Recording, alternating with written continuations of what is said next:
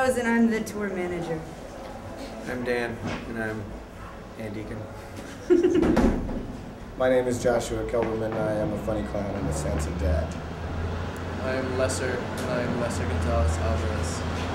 I'm Sam Herring, and I'm in Future Islands.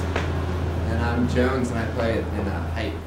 I don't really know why I wanted to do it. Just the first time that we did this sort of setup, like a small round robin, it was just a lot of fun, and beyond it being with a bunch of people, it just sort of changed the whole dynamic of what the performance was, how there was no headliner, there was no closer, there was no opener. Everyone played with the crowd, and the crowd was at their most awkward, and everyone played with the crowd, and the crowd was at their most warmed up.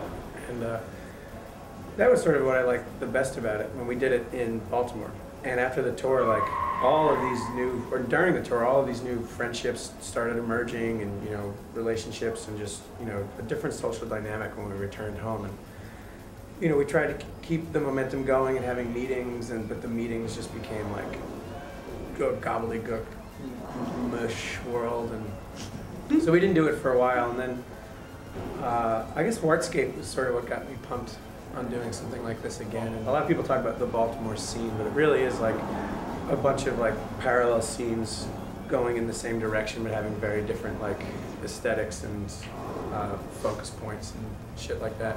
That seems to be the overriding theme. Is like I was saying before, that you guys didn't really know each other. Well, you did, but you knew of each other in terms of like what bands you played in and things like that, but didn't personally. And now that you guys have all kind of personally come together, it's kind of like spawned.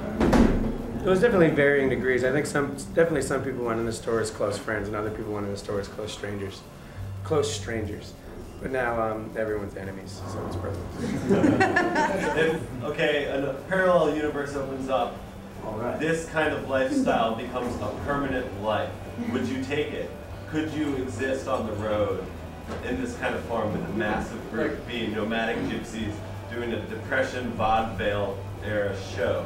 Sounds really fun. That's all I hope for. I've gotten really used to living out of my bag and a sleeping bag.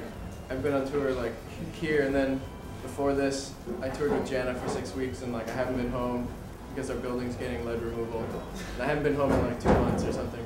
So I could very much see myself just like joining this group of pirates and like carrying trinkets across the country. Like we're not home, but home is here. Minus a few important people who. Yeah, obviously. Home is where you live and die. I mean, I've started planning next year's, and I'd like it to be a full U.S. But the only way it would work would be if many things, not so much about the production, but about the production, not the musical aspect of the production, but of the technical and the organizational aspect of it. Just so much doesn't fall on so few people. When there's so many people involved, and when we started the tour, it was very much, there was the basic idea. We knew we set up in a circle. We knew we played one song each round, but everything after that was sort of chaos. And now that we have a system, I think the next tour will be good, but I feel like there's still, and I don't really like bureaucracy, and I'm very much not into democracy, but it would definitely be nice to have a larger focus, like a council. It seems as though you want to organize things. Is that kind of in your nature? Yeah, I guess. I don't know why. El Señor. I was in student government.